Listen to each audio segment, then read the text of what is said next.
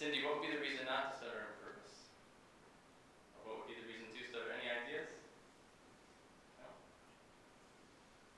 So, for these two people are very, very different. And the presentation of stuttering for these two people is very, very different. And we wouldn't do the same exercise for every person that walks in the room. And that's the most important thing to walk away with, is that there's no one way. There's no one manual, there's no one recipe.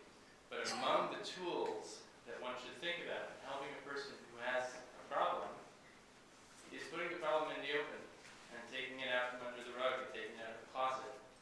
And for some people who stutter, the fear of keeping it under wraps and the energy invested in protecting oneself by not letting anyone else know what's really going on, some of that energy becomes a compounding vicious cycle that adds upon the layer of the physical issue, which in and of itself is interruptions in speech.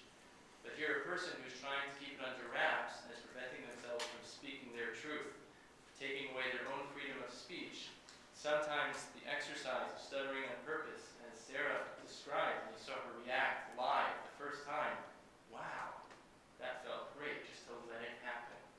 And she had spent so much time with the habit of suppressing it and hiding it and maybe choosing not to speak out of the fear, not that it was happening, but that it might happen, and how that held her back. So by bringing it out into the open a little bit can be very, very helpful for some people. What did you learn from the film, Cindy?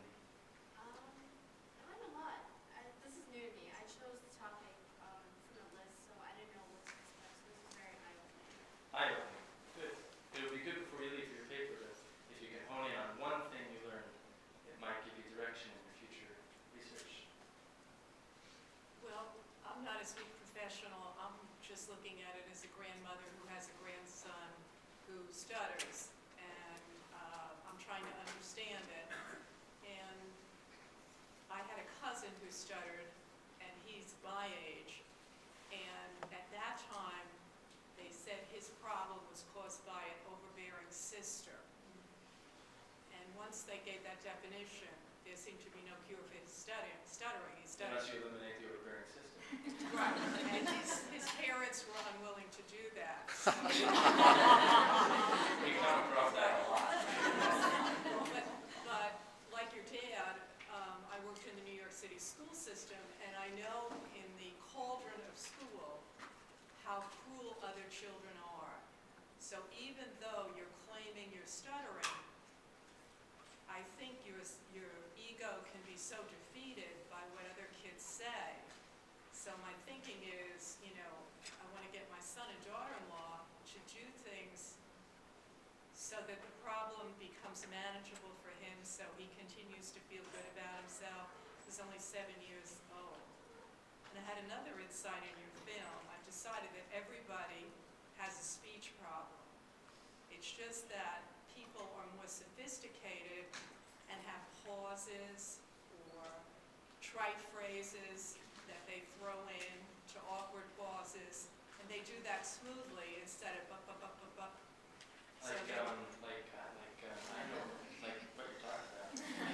Well, I think that everybody has to deal with speaking in public, speaking in a situation, and I think all of us learn how to do that smoothly. Yeah.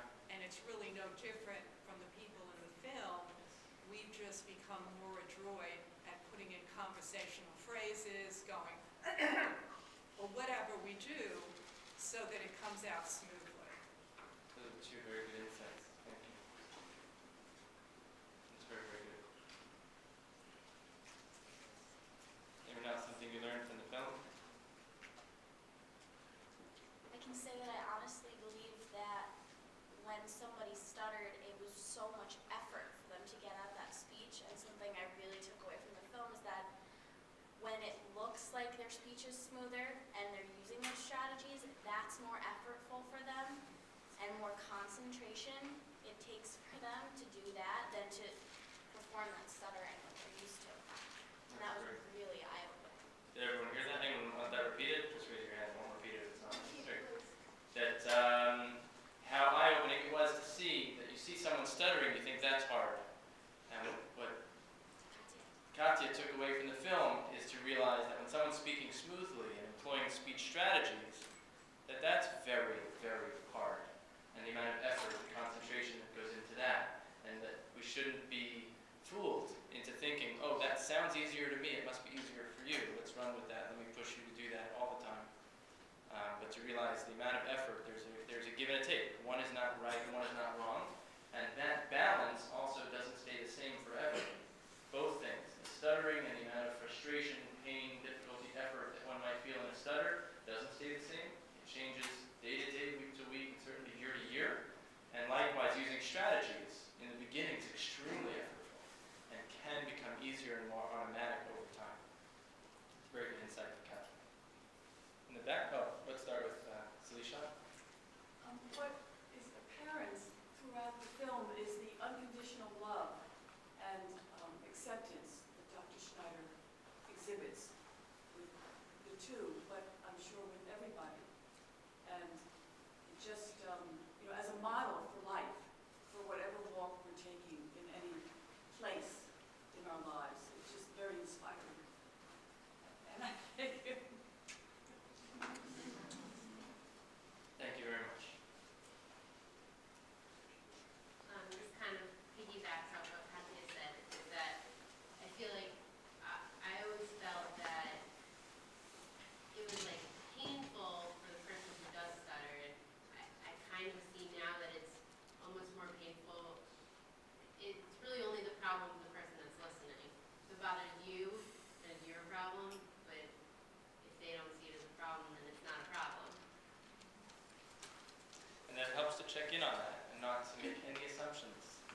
Not to assume what another person's thinking, and for a person who stutters, not to assume what other people are thinking. There are all kinds of assumptions we're always having. It's part of social thinking, pragmatics, and I'm sure any of the students here who learn about pragmatics, I'm thinking about what you're thinking, I'm thinking, oh, is my fly unzipped? There's all kinds of things going on in my head that you are not even thinking about, but I might be thinking you're thinking, and they really mess me up.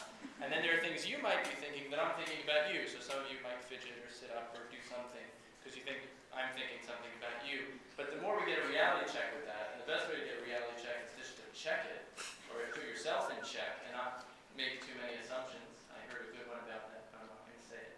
Right, assumptions, assume, don't assume. Leave it there. But yeah, checking in and talking to a person and seeing what they're really feeling and what's really going on. The same is true. It's not always right to not listen and not finish someone's words. It's certainly not right to always finish someone's words. The best thing to do is to check in. If you have that kind of relationship, the best default is to not finish people's sentences, not finish their words. But that's not to say that people always want that. Sometimes people do want you to come in to help them if you have a good relationship, and sometimes it's worth talking about that if you have that relationship. Anyone else? Something they learned from the film?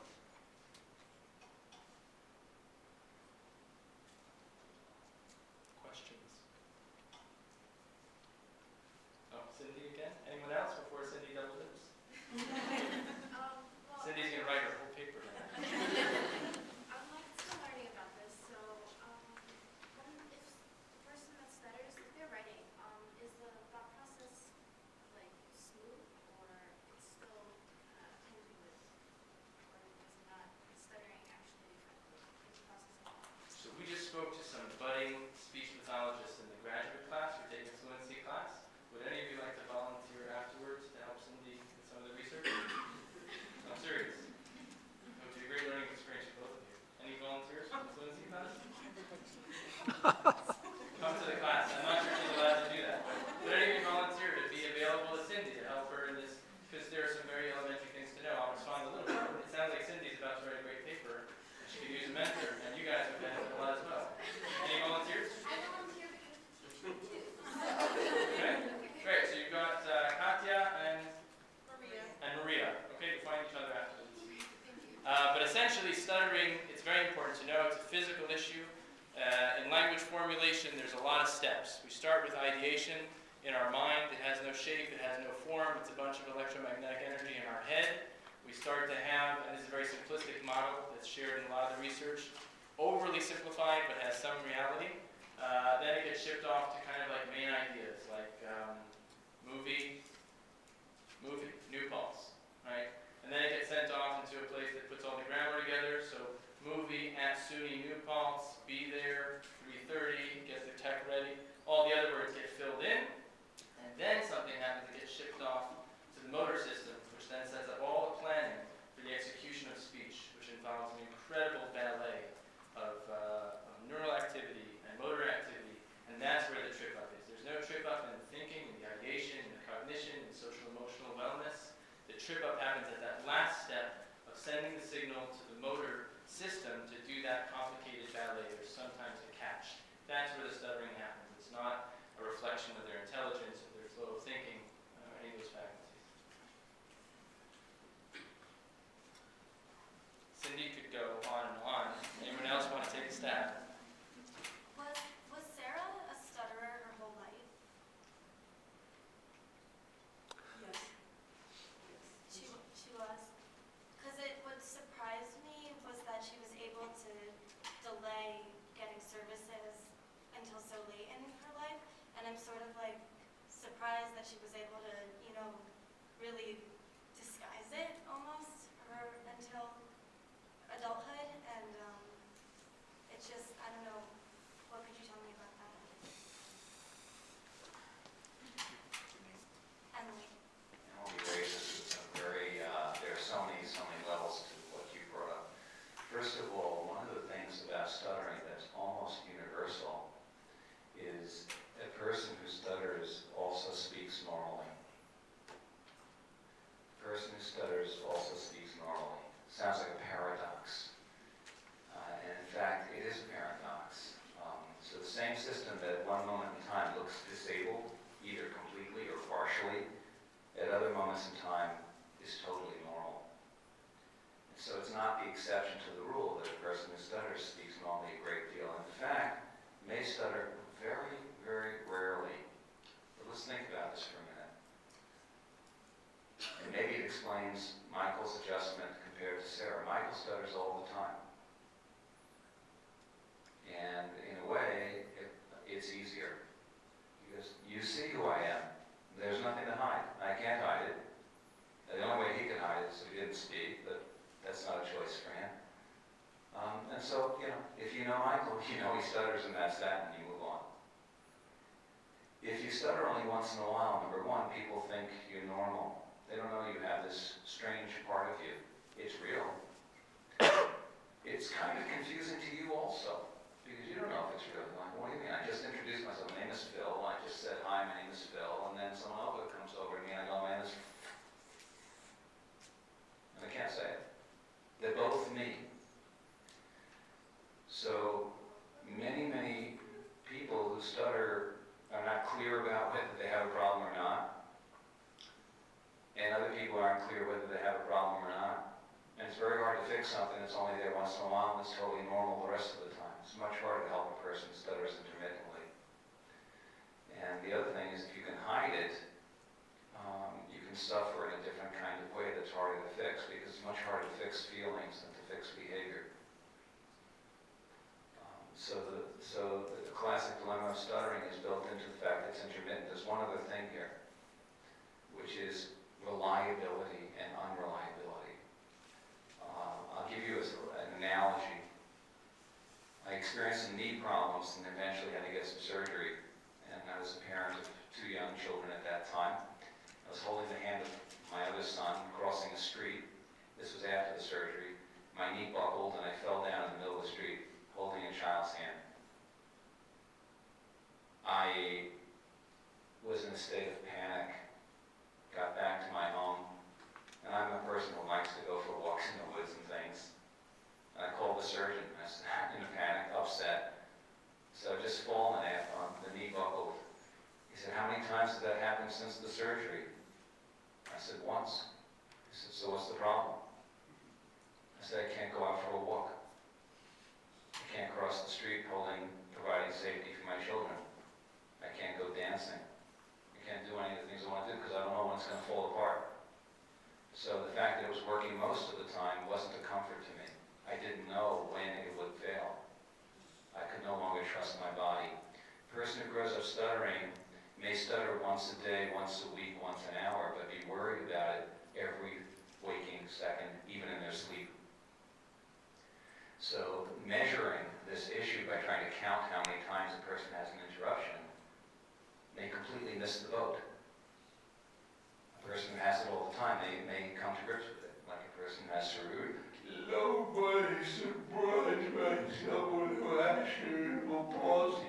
You get it? That's the way it is today. It's the way it was yesterday. It's the way it is going to be tomorrow. That's the deal. So you get it. Or deafness. Stuttering is like, are you kidding me? Because of the change between normalcy at one moment and not at the other. The only medical analogy I can think of that's common is asthma. People are walking around with asthma medications in their pockets or pocketbooks. And I'll say, well, you think you have asthma? They go, yeah. So when's the last time you had an asthma attack? 3 years ago. So what do you mean you have asthma? You're breathing normally now. Because they know that at any moment their airway can be compromised. So it's a concern every moment of their lives, even though the last attack could be 3 years ago.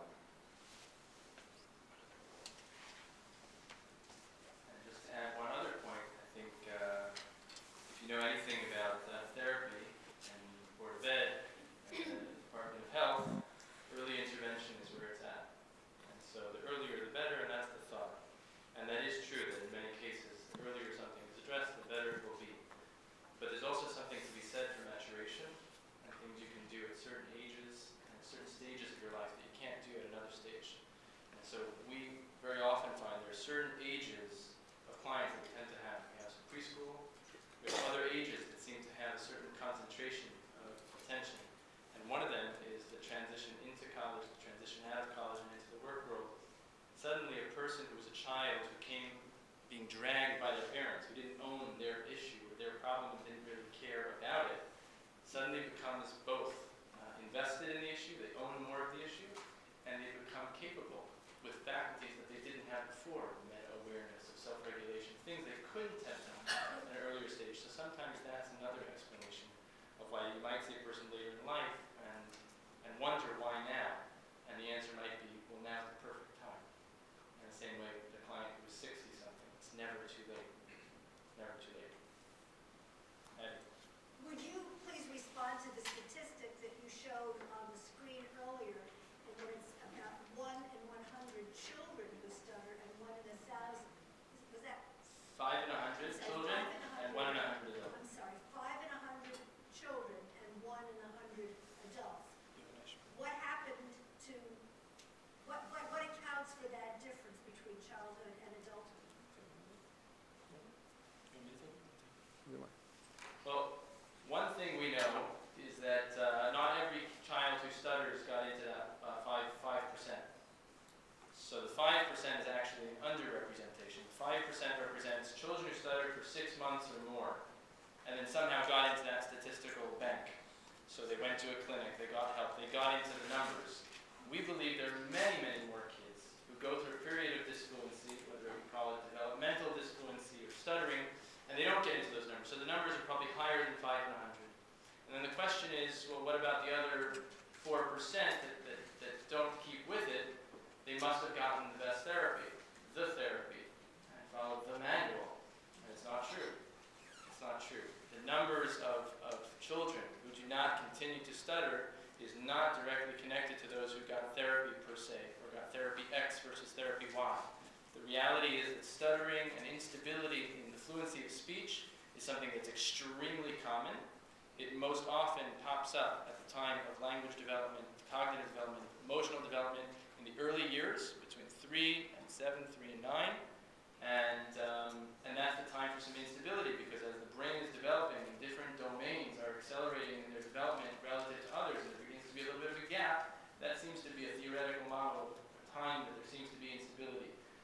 How many of those people retain the trait of stuttering seems to be a smaller percentage, and it seems to be the belief that these children and young adults and adults who retain the trait are hardwired when they're born, that they're going to have that sensitivity, and certain things will bring it out, but it's not the result of a certain disciplining or a certain trauma in 99.9% of the cases.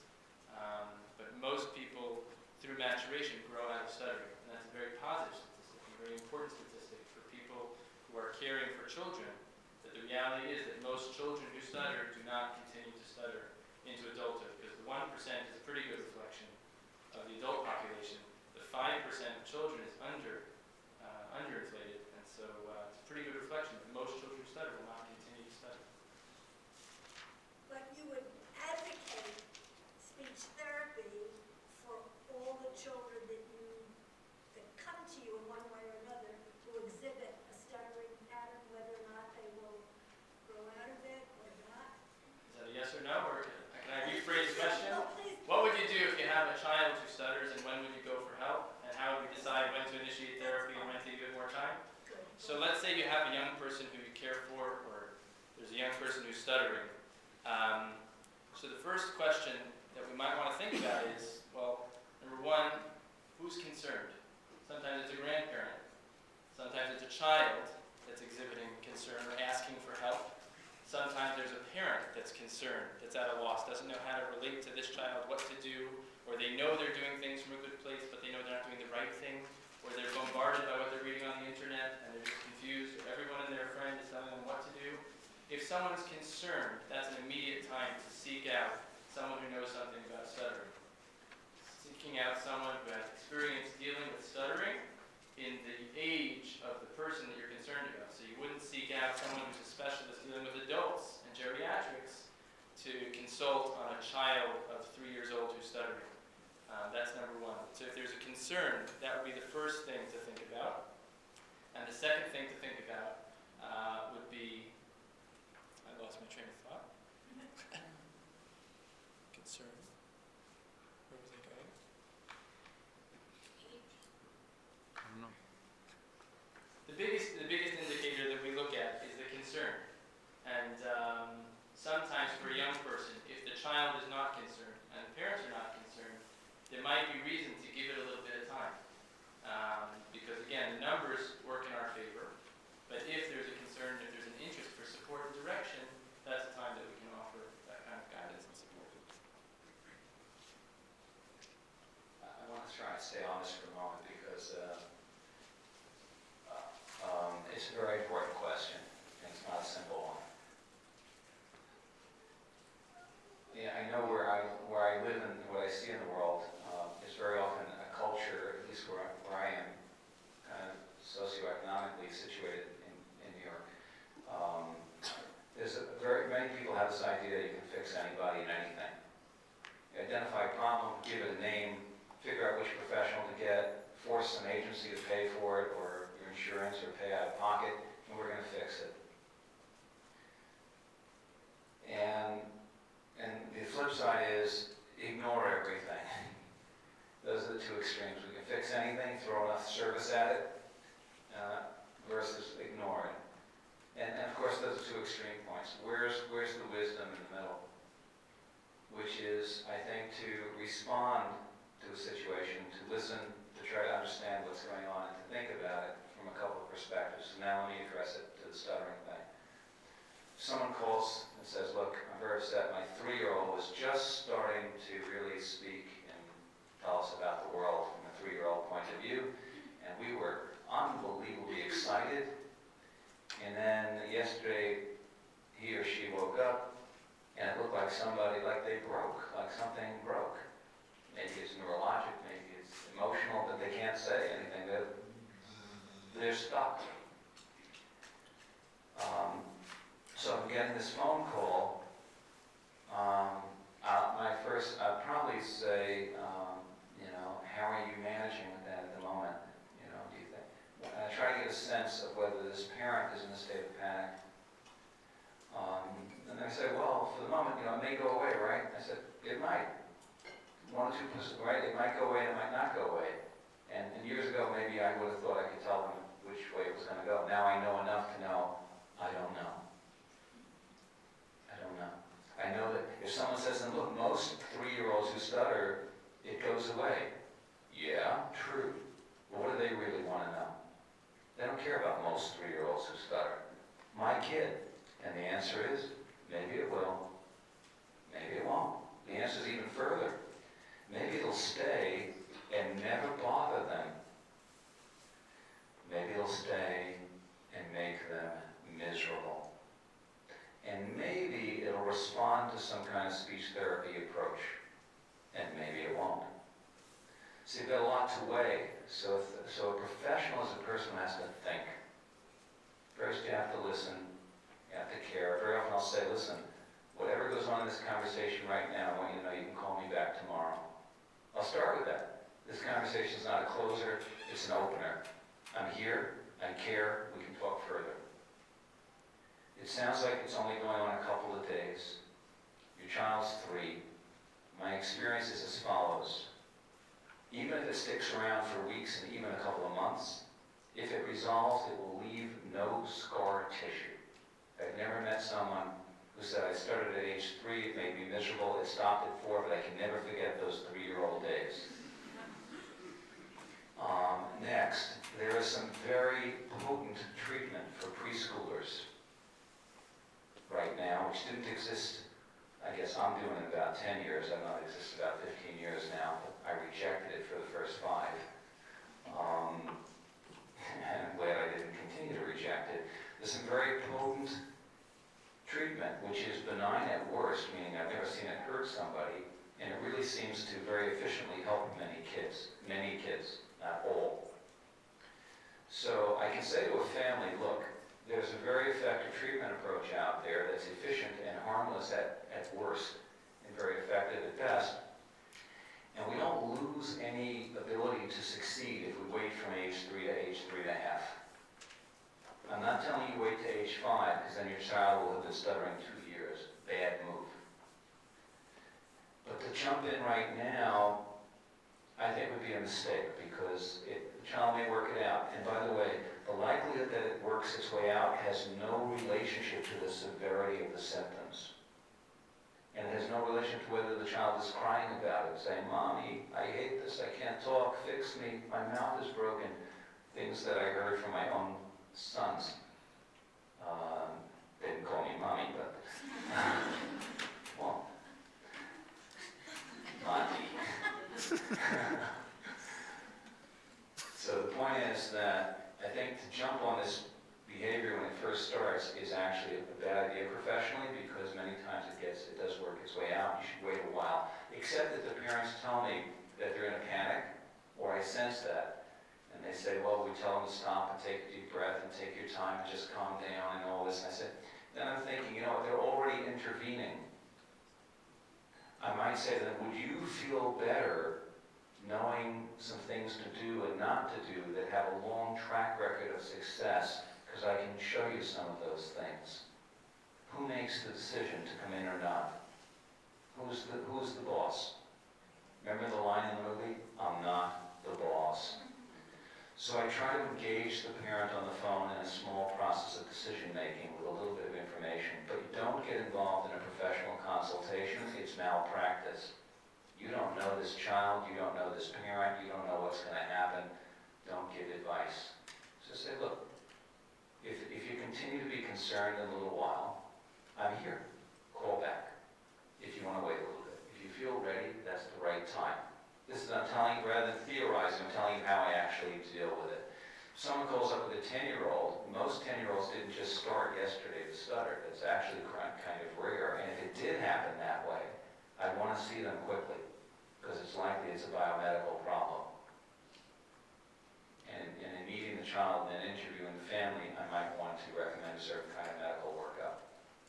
If an adolescent starts to stutter suddenly, typically the family thinks something's wrong emotionally, and almost without exception is a sign of some kind of physical, medically treatable, or at least important to define condition. And so it's important to see those cases. Similarly, if an adult starts to stutter suddenly, it's not a sign of a bad day at the office of anxiety or a reaction to a tragedy in their life. It's usually something larger.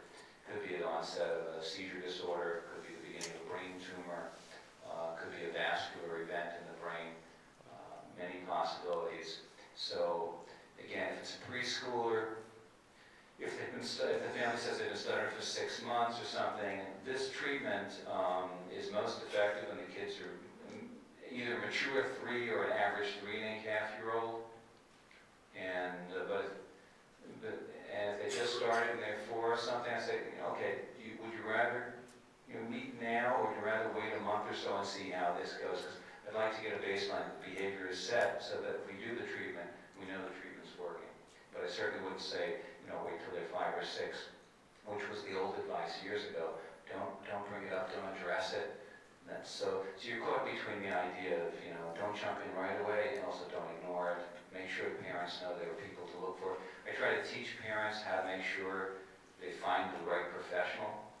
Most consumers today are looking for the issue of economics, like who's on my plan and will the school district pay for it, and never ask the question, and who is the person the school district will provide, and what is their preparation for this work? Stuttering in general is a small niche in our profession, and then stuttering in preschool is a sub-niche of a niche. And unlike most of the other stuff we deal with in this profession, most of what we deal with has a positive trajectory, meaning if you've had, God forbid, a stroke, and you're going to recover, you tend to get better as you move along, and the therapist can't destroy that. If you have a lisp, you either get better or keep the lisp, the therapist can't make you worse. And I've never heard a person say, I grew up with a lisp, it ruined my life. Never heard it. But I've heard stories that stuttering can either go north or south.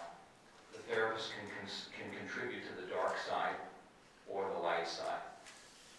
And so it's a delicate area. It's not necessarily a place for a beginner professionally. And so these questions are tough. I struggle with them every day.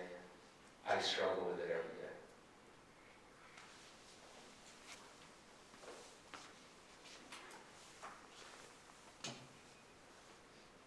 Any others before we?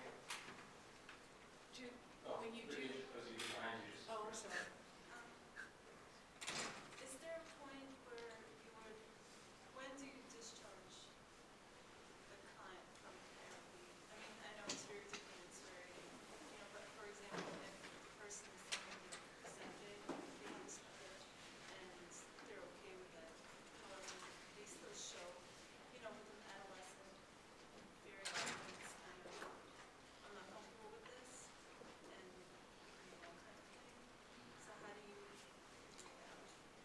When do you decide to discharge or to stop therapy?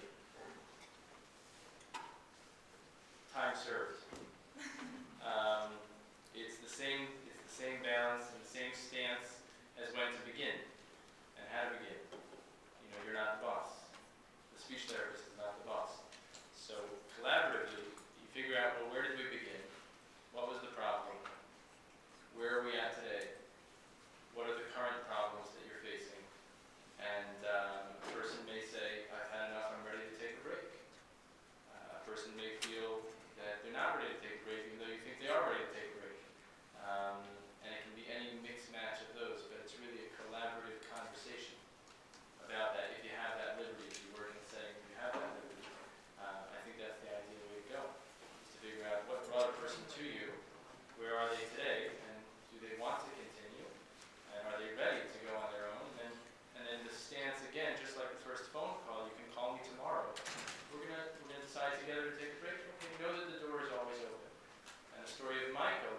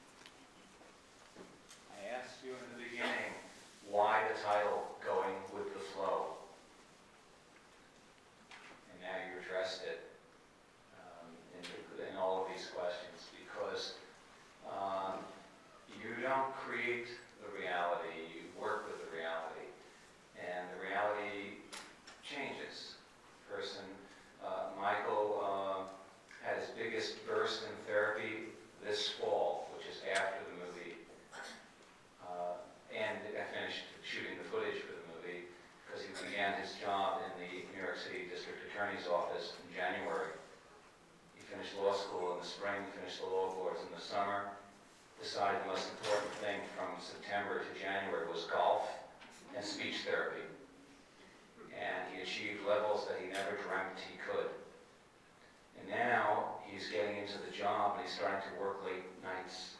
He's canceled 2 therapy appointments. He isn't calling me. And he's starting to say it's easier to just push through. I have to go with the flow. I'm not the boss. It's not my job to make him feel wrong. It's not my job. Would I do differently if I were in his shoes? I don't think I would do half as well in any part of it if I were in his shoes. So you have to remember the humility, and not to judge other people because you're not in their shoes.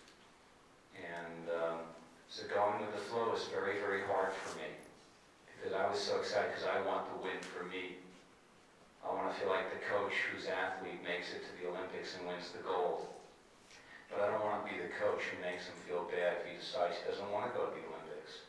And all the practicing of the sport is a waste of time. And as parents, those of us who are parents, we go with the flow. We have to learn to go with the flow because sometimes the dream we have and the fantasy of who this person is going to be doesn't turn out to be that person.